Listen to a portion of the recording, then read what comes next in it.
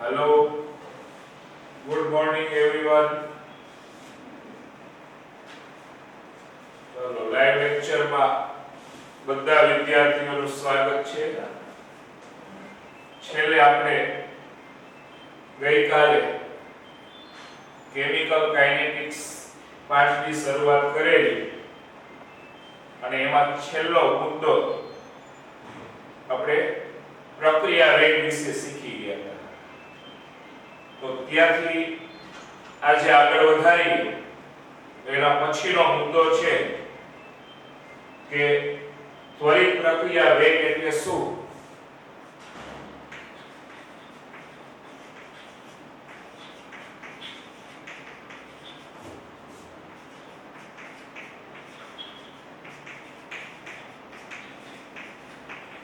અને તે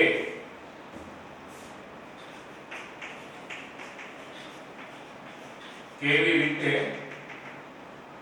નક્કી કરી શકાય છે. ત્વરિત પ્રક્રિયા વેગ એટલે શું અને તે કેવી રીતે નક્કી કરી શકાય. ત્વરિત પ્રક્રિયા વેગ કોને કહેવાય? તો કે સમયની કોઈ પણ ક્ષણે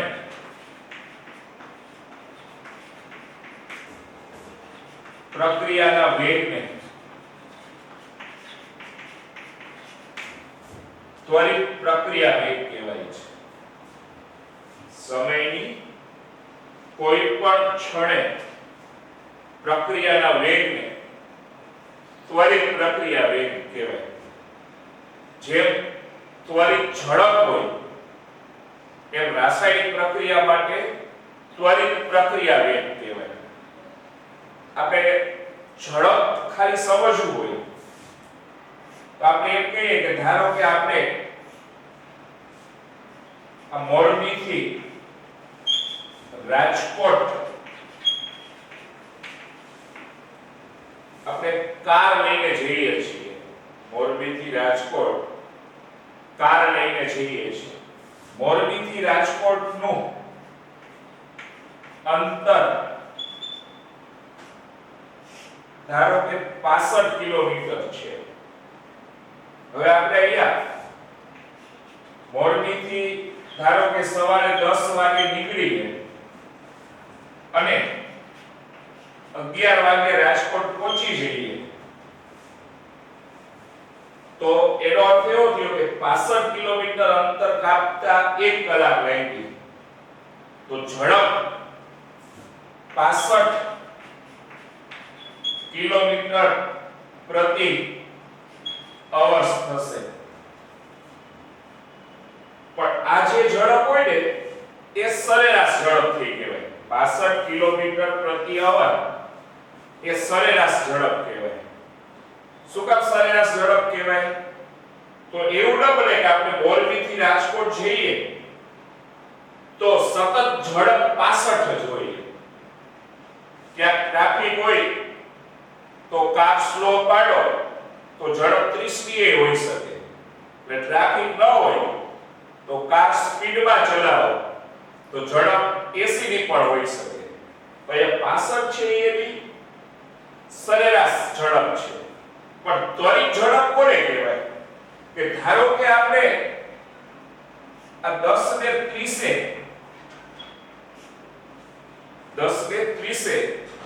સ્પીડોમીટરમાં જોઈએ તો ત્યારે ઝડપ દાખલા તરીકે 45 ની બતાવે છે. તો આ 45 છે ને આ સમયની ત્વરિત ઝડપ થઈ ગઈ કહેવાય. 45 એ 10:30 એની ત્વરિત ઝડપ હતી. દાખલા તરીકે 10:45 આપણે સ્પીડોમીટરમાં જોઈએ અને એ ઝડપ દાખલા તરીકે 80 ની બતાવે છે. તો આ ત્વરિત ઝડપ થઈ. પણ આ સમયની ત્વરિત ઝડપ થઈ કહેવાય. 45 છે આ સમયની ત્વરિત ઝડપ થઈ. એટલે સમયની કોઈ પણ ક્ષણે પ્રક્રિયાનો વેગ માપો તો એને શું કહેવામાં આવે? ત્વરિત વેગ તરીકે ઓળખવામાં આવે. જેમ ત્વરિત ઝડપ હોય તેમ રાસાયણિક પ્રક્રિયા માટે શું હોય છે? ત્વરિત વેગ હોય છે. બીજું કે આ જે ત્વરિત વેગ છે કે ત્વરિત વેગ કે સમયના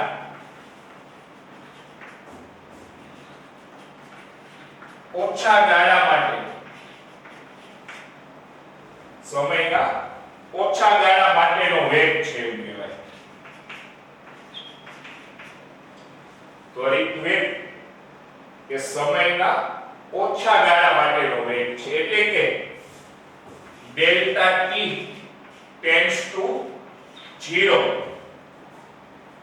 ડેલ્ટા t tends to 0 એટલે 0 ન હોય પણ 0 ની નજીકનું મૂલ્ય હોય એટલે કે સમયગાળો સાવ ઓછો હોય અથવા નહિવત હોય એમ કહેવાય. એટલે અહીંયા ત્વરિત વેગ એ સમયના ઓછા ગાળા માટેનો વેગ છે એટલે કે ડેલ્ટા t tends to 0 હોય. બીજું કે આ સમયના આ ઓછા ગાળા ને આપણે dt વડે દર્શાવીએ અને આ સમયના ગાળામાં પ્રક્રિયકની સાંદ્રતામાં થતા ઘટાડાને d સાંદ્રતાઓ r વડે દર્શાવીએ અને નિપજની સાંદ્રતામાં થતા વધારાને d સાંદ્રતાઓ p વડે બતાવીએ તો ત્વરિત વેગને આપણે નીચે મુજબ રજૂ કરી શકીએ. લાય શું કીધું આપણે સમયના ઓછા ગાળાને dt વડે દર્શાવીએ. આ સમયના ગાળામાં પ્રક્રિયકની સાંદ્રતામાં થતા ઘટાડાને d સાંદ્રતાઓ પાર વડે બતાવીએ અને આ જ સમયના ગાળામાં નિપજની સાંદ્રતામાં થતા વધારાને d સાંદ્રતાઓ p વડે દર્શાવીએ તો ત્વરિત વેગ આ રીતે રજૂ કરી શકાય. ત્વરિત વેગને r ઇન્સ્ટન્ટ વડે બતાવવામાં આવે છે. યા પ્રક્રિયા વેગ માટે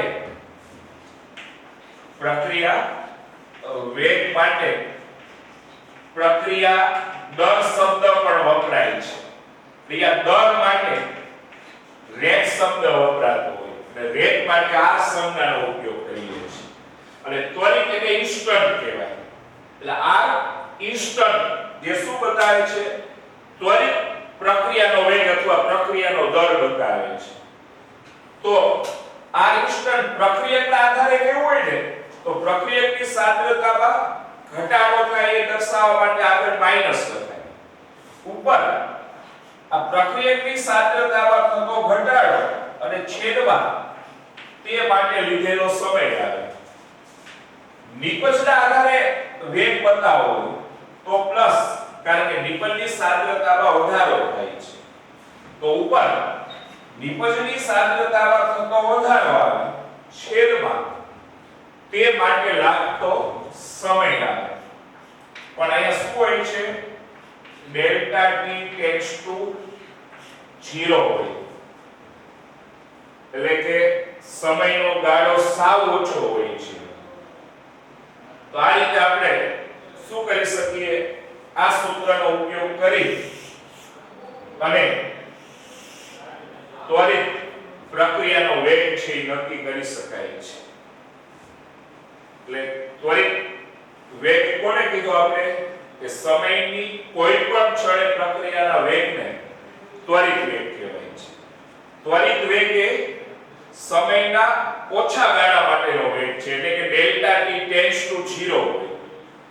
ધારો કે સમયના ઓછા ગાળાને આપણે dt વડે બતાવીએ અને આ જ સમયગાળામાં પ્રક્રિયકની સાંદ્રતામાં થતા ઘટાડાને d સાંદ્રતાઓ r વડે બતાવીએ અને નિપજની સાંદ્રતામાં થતા વધારાને d સાંદ્રતાઓ p વડે બતાવીએ તો ત્વરિત વેગને આપણે આપણે નીચે મુજબ લખી શકીએ કે r ઇન્સ્ટન્ટ બરાબર પ્રક્રિયકની સાંદ્રતા ઘટે છે ને આગળ માઈનસ લખે માઈનસ d સાંદ્રતા ઓફ r by dt બરાબર નિપલની સાંદ્રતામાં વધારો થતો હોય તો પ્લસ d સાંદ્રતા ઓફ p by dt વડે દર્શાવાય છે.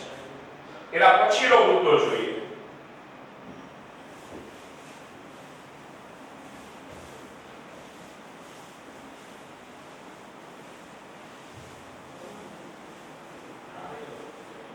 એના પછીનો મુદ્દો છે કે આલેખની મદદથી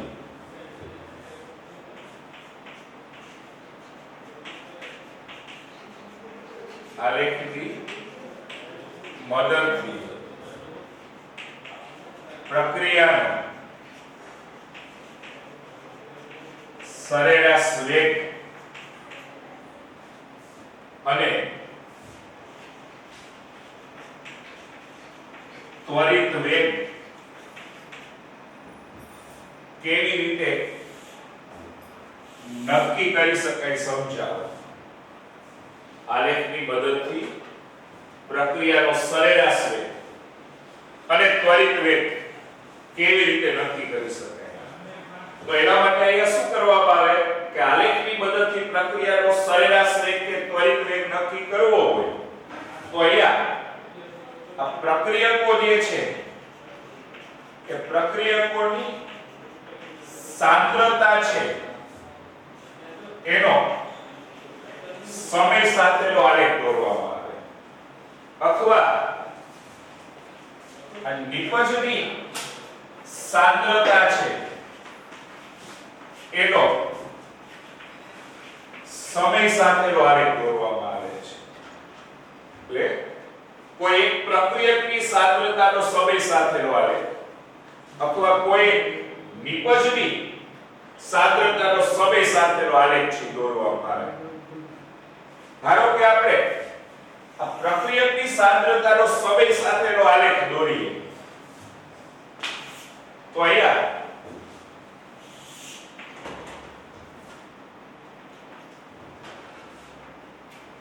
આપણે y અક્ષ ઉપર આ પ્રક્રિયકોની સાંદ્રતા લઈએ. પ્રક્રિયકને આપણે અંગ્રેજીમાં રિએક્ટન્ટ કહીએ છીએ, એના ઉપરથી r વડે બતાવીએ છીએ અને x અક્ષ ઉપર સમય લઈએ.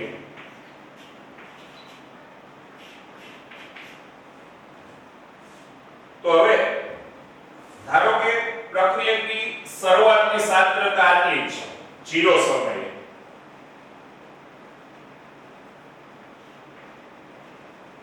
પણ જેમ જેમ સમય પસાર થતો છે હવે r થી p પ્રક્રિયા હોય આમ તો જેમ જેમ સમય પસાર થતો જાય એમ શું થાય પ્રક્રિયકની સાંદ્રતા ઘટતી જાય સામે નિપજની વધતી જાય. એટલે પ્રક્રિયકની સાંદ્રતામાં શું થતો જશે આ ઘટાડો થતો જાય અને એક સમય અચળ બની જતી હોય. જ્યારે સંપૂર્ણ કપાય ત્યારે અચળ બને એમ કહેવાય. હવે ધારો કે આ t1 સમય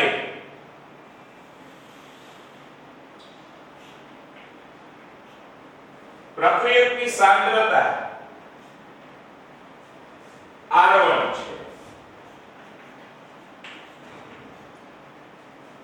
આ t2 સમયે પ્રક્રિયકની સાંદ્રતા r2 છે. તો આ t1 અને t2 સમયગાળા વચ્ચેનો જે વેગ મળે ને એને સરેરાશ વેગ કહેવાય.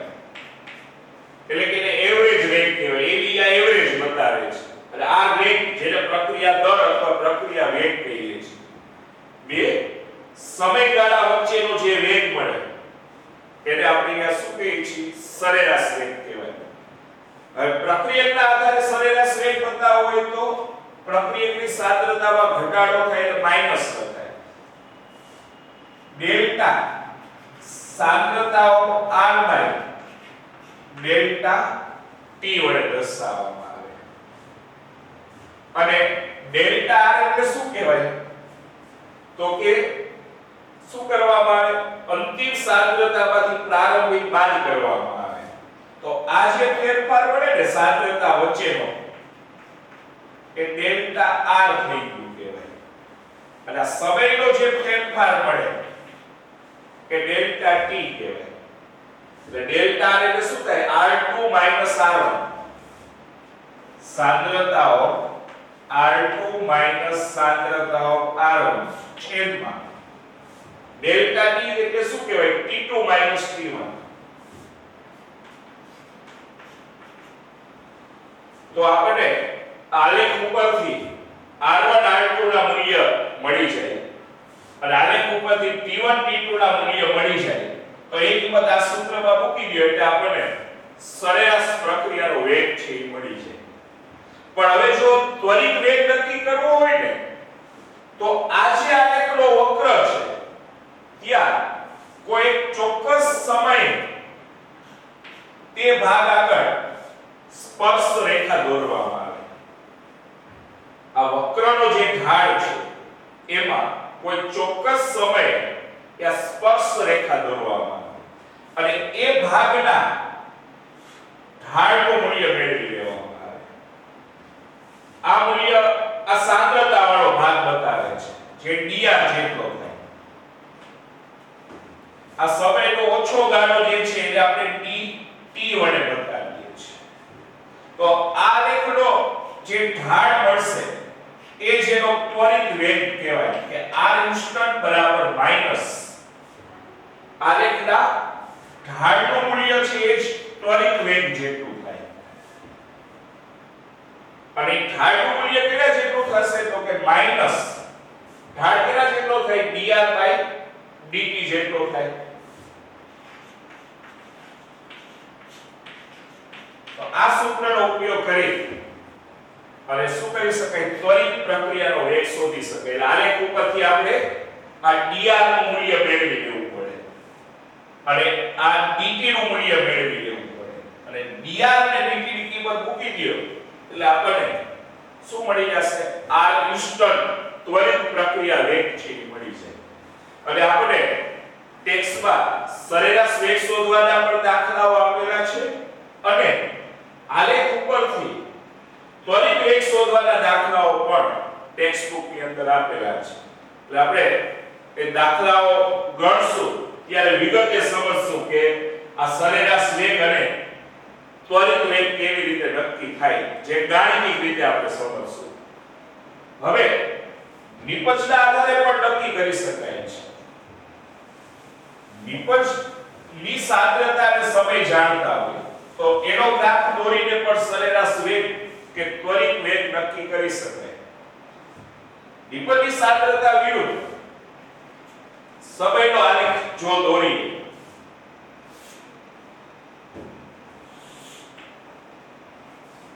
અહીંયા y અક્ષ ઉપર આપણે નિપજની સાંદ્રતા લેશું અને x અક્ષ પર સમય લેશું. અને શરૂઆતમાં નિપજ 0 હોય, પ્રક્રિયા શરૂ ન થઈ હોય ત્યારે હજી નિપજ ન બની હોય, પણ જેમ જેમ સમય પસાર થતો છે તેમ તેમ પ્રક્રિયકનું નિપજમાં રૂપાંતર થતું છે. એટલે નિપજની સાંદ્રતામાં વધારો થતો છે. એટલે સમય સાથે જેમ જેમ સમય પસાર થતો છે એમ નિપજની સાંદ્રતા વધતી છે અને એક સમય પછી અચળ બની જતી હોય છે. તો આ નિપજની સાંદ્રતા વિરુદ્ધ સમયનો ગ્રાફ આવો પડે. હવે આપણે સરેરાશ વેગ શોધવો હોય તો ધારો કે કોઈ t1 સમયે નિપજની સાંદ્રતા p1 છે, કોઈ t2 સમયે નિપજની સાંદ્રતા p2 છે. તો અહીંયા p2 p1 એટલે ડેલ્ટા p કહેવાય અને t2 p1 એટલે ડેલ્ટા t કહેવાય. એટલે આપણે એ સમયગાળા વચ્ચેનો જે વેગ પડે ને એને સરેરાશ વેગ કહેવાય. આ t1 અને t2 સમયગાળા વચ્ચેનો જે વેગ પડે એનો સરેરાશ વેગ કહેવાય. અને નિપજના આધારે સરેરાશ વેગ બતાવો હોય તો નિપજની સાંદ્રતામાં વધારો થાય એટલે પ્લસ બતાવતા હોય. નિપજની સાંદ્રતામાં થતો ફેરફાર કેટલા જેટલો કહેવાય? ડેલ્ટા P છેદમાં તે માટે લીધેલો સમય ડેલ્ટા T વડે દર્શાવવામાં આવે. અને ડેલ્ટા T એટલે શું કહેવાય? ઓકે, સાંદ્રતા P2 P1 થાય. હા, P2 માંથી P1 બાદ કરો એટલે આપણને ડેલ્ટા P મળે. એટલે T2 માંથી T1 બાદ કરો તો ડેલ્ટા T મળે. તો ડેલ્ટા T એટલે T2 T1 થાય. તો આલેખ ઉપરથી આપણે P2 P1 ના મૂલ્ય મેળવી લ્યો અને T1 T2 ના મૂલ્ય મળી જાય અને ઈ કિંમત આ સૂત્રમાં મૂકી દો તો આપણે શું મળી જાય? પ્રક્રિયાનો સરેરાશ વેગ છે મળી જાય, એટલે કે એનો એવરેજ વેગ છે મળી જાય. પણ જો હવે ત્વરિત વેગ શોધવો હોય તો કોઈ ચોક્કસ સમયે જે આલેખનો વક્ર છે એના ઢાળનું મૂલ્ય મેળવવા માટે સ્પર્શ રેખા દોરવામાં આવે અને એ ભાગના ઢાળનું મૂલ્ય છે મેળવી લેવામાં આવે. અહીંયા આ જે મૂલ્ય છે એ dp જેટલું થશે. નિપજની સાંદ્રતામાં ફેરફાર પણ ઓછા સમયગાળા માટેનું કહેવાય. અને આ જે ફેરફાર હશે એને dt કહીએ છીએ, જેને સમયનો ઓછો ગાળો કહીએ છીએ.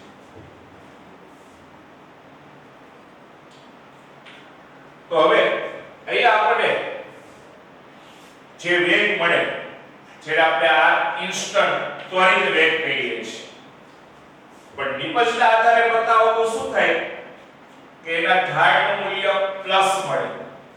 તો આલેખનો જે ઢાળ મળે એ છે એનો ત્વરિત વેગ થી છે, પણ ઢાળ કેટલા જેટલો મળશે તો કે dt/dt જેટલો. d સાંદ્રતાઓ p/dt જેટલો ઢાળ છે મળે. એટલે આલેખ ઉપરથી આપણે આ dt નું મૂલ્ય નક્કી કરી લઈએ અને આ dt નું મૂલ્ય નક્કી કરી લઈએ અને એ કિંમત આ સૂત્રમાં મૂકી દો તો શું મળી જશે? આપણે પ્રક્રિયાનો ત્વરિત વેગ છે મળી જાય. અને આ પણ આપણે કીધું કે સરેરાશ વેગ શોધવાના એક્ઝામ્પલ પણ આપેલા છે અને આલેખ ઉપરથી ત્વરિત વેગ શોધવાના દાખલાઓ એક્ઝામ્પલ પણ આપેલા છે. એટલે એ એક્ઝામ્પલ આપણે ગણશું ત્યારે આપણે આનો વધુ સારી રીતે ખ્યાલ છે આવશે. સમજાઈ ગયું આલેખ ઉપરથી કઈ રીતે સરેરાશ વેગ અને ત્વરિત વેગ છે નક્કી કરી શકાય. તો હવે એના પછી દાખલો આપ્યો છે આપણે પછી લેશું. સાતમો જે પ્રશ્ન તરીકે છે, આઠમો પ્રશ્ન છે એ લઈ લઈએ આપણે પહેલા. તો આઠમો ક્વેશ્ચન છે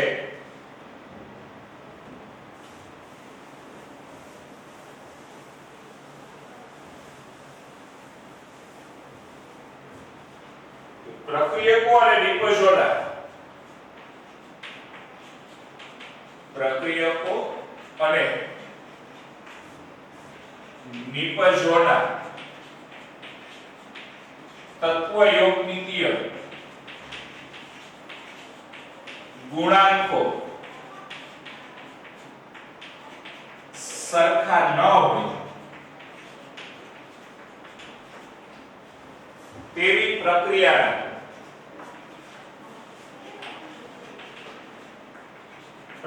વેગ વિશે સમજૂતી આપો.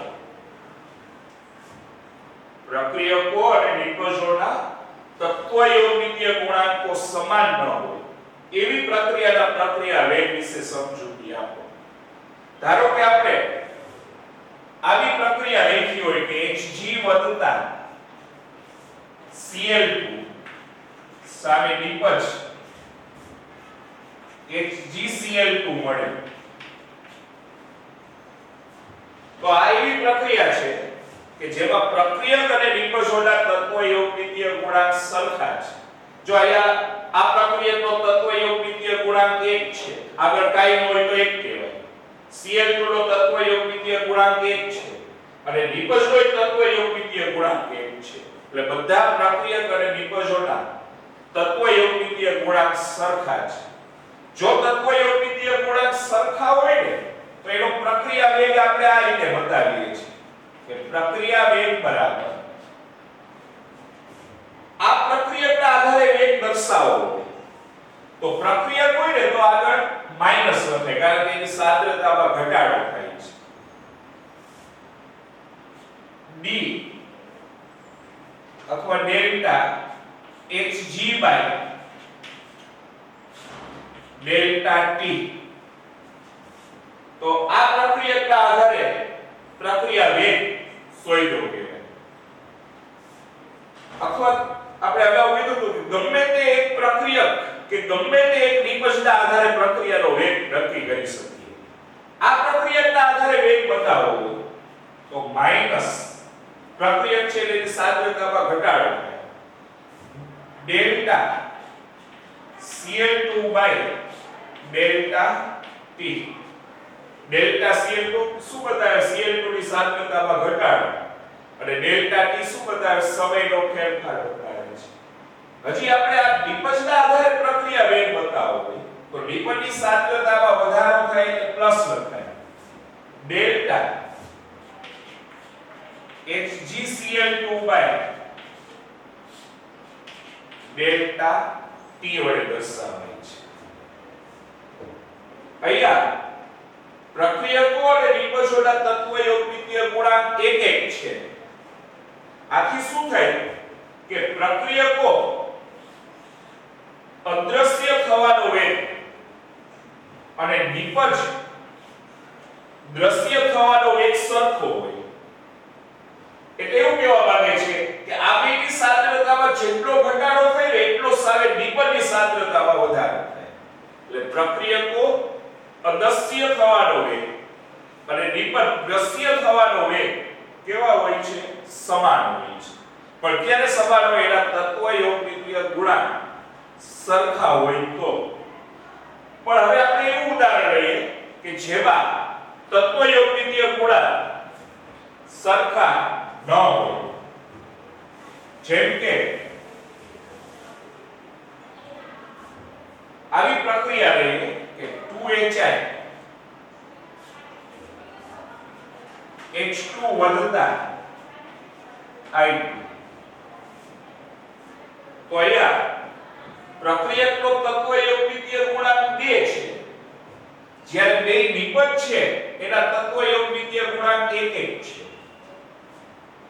તો બધાના તત્વ યોગમિતીય ગુણાંક અહીંયા સરખા નથી.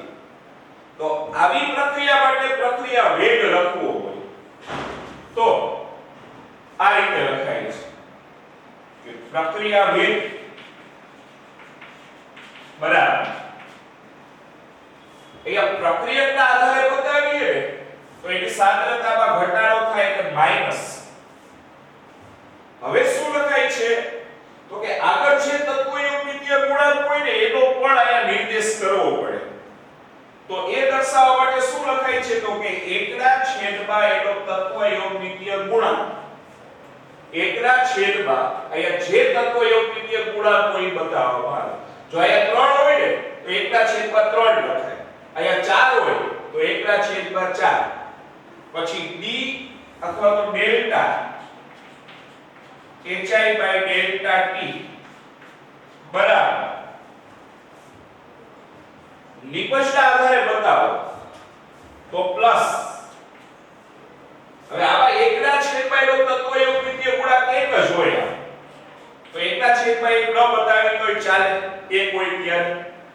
તો શું લખીએ કે delta H2 by delta T plus આના આધારે બતાવવું હોય. દેખાય છે ને છોકરા? આના આધારે બતાવવું હોય યાર તો I2 ના આધારે બતાવો તો delta I2 by delta T. આવા 1/છેદમાં એનો તત્વ યોગમિતીય ગુણાંક 1 જ છે તો એ દર્શાવી દે તો ચાલે. પણ એક સિવાયનો કોઈ તત્વ યોગમિતીય ગુણાંક હોય તો પ્રક્રિયા વેગ બતાવતી વખતે શું લખવું પડે? આપણે એકના છેદમાં એનો તત્વયોગિકીય ગુણાંક દર્શાવવો પડે. આપણે સમજવા માટે ધારો કે એવું કહીએ કે 0 સમય ધારો કે મિનિટમાં છે. આની સાંદ્રતા ધારો કે 4 મોલર છે. આ બેની સાંદ્રતા 0 છે. હજી પ્રક્રિયા શરૂ ન થઈ હોય એટલે નિપજ બનેલી ન હોય. પણ ધારો કે 5 મિનિટ પછી આની સાંદ્રતા 2 મોલર થાય છે. તો આની સાંદ્રતામાં કેટલો ઘટાડો થયો? 2 મોલર જેટલો થયો. તો નિપજની સાંદ્રતામાં કેટલો વધારો થશે? તો જો આની આગળ તત્વયોગિકીય ગુણાંક 2 છે. એટલે નિપજમાં છે ને સાંદ્રતામાં બમણો ઘટાડો થશે. ઓલા પ્રક્રિયકની સાંદ્રતામાં બમણો ઘટાડો થશે. જ્યારે નિપજની સાંદ્રતામાં એના કરતા અડધો વધારો થાય. કારણ કે આના કરતા આના મોલ અડધા છે. તો અહીંયા 2 નો ઘટાડો થયો. તો આમાં વધારો કેટલાનો થશે? 1 નો જ વધારો થશે. શું કામ 1 નો વધારો થાય? ખ્યાલ આવ્યો ને? આની આગળ તત્વયોગિકીય ગુણાંક 2 છે, આની આગળ 1 છે. તો આની સાપેક્ષમાં આમાં બમણો ઘટાડો થાય. જ્યારે આમાં વધારો એના કરતા આની સાપેક્ષમાં આમાં અડધો વધારો થાય છે. અને હવે તમે એક કિંમત આ સૂત્રમાં મૂકો ને તો જવાબ બધાયમાં સરખો જ આવે. જો 1/2 delta hi by delta t. Delta hi નું મૂલ્ય કેટલું કહેવાય? આમાંથી આ બાદ 2 માંથી 4 જાય તો -2 આવે. છેદમાં સમય 5 માંથી 0 જાય તો 5. તો કેટલો આવી ગયું કેવા? માઈનસ માઈનસ પ્લસ 2 બે ઉડી જાય એટલે 1/5 જવાબ આવ્યો. કદાચ તમે આના આધારે શોધો ને તો ઈ જ આવે ને કે પ્લસ dh2. dh2 એટલે કેટલું કહેવાય? 1 માંથી 0 બાદ એટલે 1 આવે. છેદમાં સમયનો ફેરફાર કેટલો કહેવાય? 5 માંથી 0 છે 5. તો આમાં જવાબ આના જેટલો જ વેગ મળ્યો કહેવાય. આના આધારે શોધો તો ઈ જવાબ આવે. di2 કેટલું કહેવાય? 1 માંથી 0 જાય તો 1. સમય કેટલો કહેવાય? 5 માંથી 0 જાય તો 5. એટલે બધાયમાં આપણે તમે આના આધારે વેગ શોધો તો એ જવાબ આવે. આના આધારે વેગ શોધો તો એ જવાબ આવે. આના આધારે વેગ શોધો તો એ જવાબ આવે. પણ પ્રક્રિયા વેગ દર્શાવતી વખતે ધ્યાન રાખવું પડે કે આગળ જે તત્વયોગિકીય ગુણાંક હોય એને શું કરવું પડે? એકના છેદમાં દર્શાવવું પડે. તો આપણે બધા જવાબ છે સરખા મળે. પણ જો એ તમે છેદમાં 2 લખવાનું ભૂલી જાવ તો જવાબ 2 પંચમાંશ થઈ જાય. તો ઓડા જેટલો જવાબ ન મળે. એટલે અહીંયા તત્વયોગિકીય ગુણાંક 2 હોવાથી શું થાય? આની સાંદ્રતામાં બમણો ઘટાડો થાય. અથવા એમ કહેવાય કે પ્રક્રિયક અદ્રશ્ય થવાનો દર બમણો હશે. જ્યારે નિપજ દ્રશ્ય થવાનો દર આની સરખામણીમાં અડધો હોય એમ કહેવાય. હજી આવું એક ઉદાહરણ જોઈએ આપણે.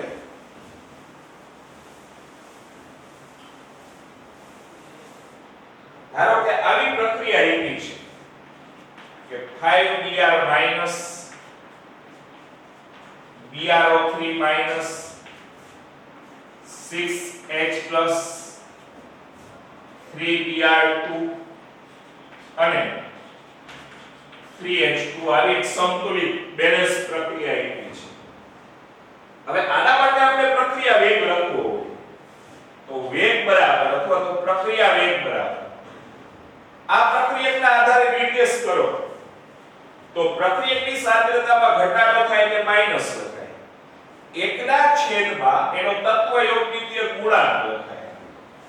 પછી ડેલ્ટા સાંદ્રતાઓ br minus ડેલ્ટા t. આ પ્રક્રિયકના આધારે વેગ લખવો હોય તો પ્રક્રિયક છે એટલે માઈનસ 1/છેદમાં એનો તત્વયોગિકીય ગુણાંક. આનો તત્વયોગિકીય ગુણાંક 1 કહેવાય. 1/1 પછી ન બતાવો તો પણ ચાલે. તો ડેલ્ટા br3 minus છેદમાં ડેલ્ટા t બરાબર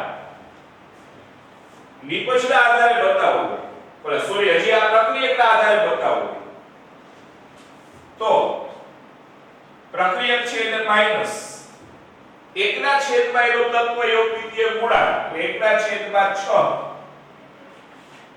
ડેલ્ટા સાંદ્રતા of H plus by delta T હવે નિપજના આધારે વેગ બતાવવો છે આ નિપજ છે વિપરની સાંદ્રતામાં વધારો થાય એટલે પ્લસ લખાય 1/3 એનો તત્વ યોગ દ્વિતીય ગુણાંક બતાવે 1/3 delta Br2 by delta T હજી આ નિપજના આધારે વેગ બતાવવો હોય તો plus 1/3 delta H2O by delta T સમજાણો પણ તમે પછી આમાંથી ગમે તે એકના આધારે વેગ શોધો ને તો જવાબ એક સરખો જ આવે જે આગળ આપણે આંકડાકીય માહિતી લઈને તમને સમજાવ્યું કે ગમે તેના આધારે શોધો વેગ સરખો જ આવે પણ ઘણીવાર વાયુ પ્રક્રિયા હોય ધારો કે આવી પ્રક્રિયા હોય કે N2 વધતા 3H2 2NH3 આ એક વાયુ પ્રક્રિયા છે તો એમાં જો આને આપણે શરૂઆત નું એનું ધારો કે આંશિક દબાણ આપી દીધું હોય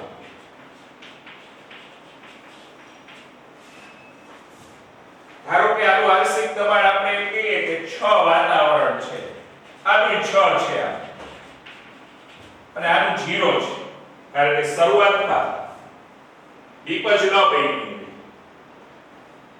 હવે આપણે ધારો કે એનું સમતુલ અને આંશિક દબાણ આપ્યું છે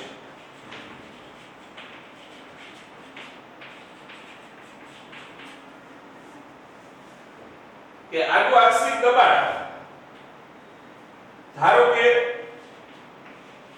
5 વાતાવરણ હોય સમતુલન તો આમાં એક વાતાવરણ છે તો ઘટાડો થઈ ને તો આના કરતાનો તત્વ યોગ દ્વિતીય ગુણાંક 3 ગણો છે તો આમાં જેટલો ઘટાડો થાય એના કરતા આમાં 3 ગણો ઘટાડો થાય તો આમાં એક વાતાવરણનો ઘટાડો થયો તો આમાં 3 નો ઘટાડો થાય ભાઈ 3 એટમોસ્ફિયર આવે સામે નિપજમાં તો આના કરતા આના મોલ બમણા છે તો આમાં જેટલો ઘટાડો થાય એના કરતા આમાં બમણો વધારો થાય તો અહીંયા 2 એટમોસ્ફિયર આવે અને ત્યારે આનો વેગ બતાવો તો આ રીતે લખાય કે વેગ બરાબર માઈનસ ઓમાં શું લખતા હતા આપણે સાંદ્રતા પોલારિટી માં હતી ને એટલે આ ચોરસ કાઉસ બતાવતા ચોરસ કાઉસ છે ને કે સાંદ્રતા સૂચવે છે અને જનરલી મોલારિટી માં હોય પણ જો આ આંશિક દબાણ આપ્યું હોય ને તો એનું આંશિક દબાણ લખાય કે delta Pn2 by delta T આના આધારે લખો તો આ લખાય માઈનસ 1/3 જો આ ભૂલાઈ ગઈ ધ્યાન રાખવું પડે કે એકલા ક્ષેત્ર એનો તત્વ યોગ દ્વિતીય ગુણાંક આમાં તો એક છે એટલે બતાવો નહીં તો ચાલે delta pH2 by delta T નિપજના આધારે બતાવો તો plus 1/2 delta PNH3 by delta T આના આધારે પછી તમારે શોધવું હોય ને તો અહીંયા માઈનસ અંતિમ માંથી પ્રારંભિક બાદ કરો 5 માંથી 6 જાય એક વાતાવરણ 5 માંથી 6 એટલે -1 આવે આ 5 - 6 કરો તો -1 છેદમાં સમય ધારો કે આ 0 સમય વખતે આ 5 મિનિટો તો 5 માંથી 0 જાય તો 5 આવે આનો જવાબ 1 પંચમાંશ થયો. આના આધારે તમે શોધો ને આપ કે -1/3 3 માંથી 6 જાય તો -3 આવે. છેદમાં સમય 5 માંથી 0 છે તો આનો જવાબ કેટલો આવ્યો? 1/5 જ થયો.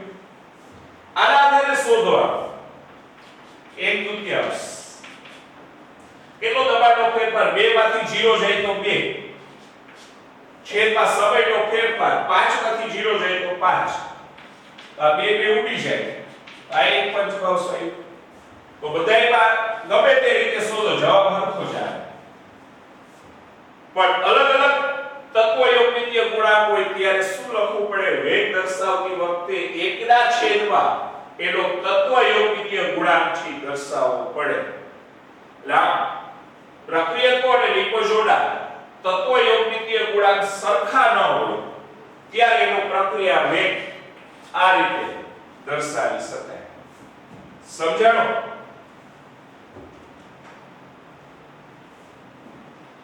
ચાલો તો કાલે આપણે એવું તમને કીધેલું કે કેમિસ્ટ્રીની પરીક્ષાના ભાગ જાહેર કરશું, પણ એના બદલે આપણે એવું કરશું કે WhatsAppમાં જ શરૂઆતના જે ટોપ 5 હોય એના માર્ક આપણે ગ્રુપમાં ડિસ્પ્લે કરી દઈશું. અને આજે ચારેલું બધા આજે તૈયાર કરી અને જોયા વગર એકવાર લખી નાખવું.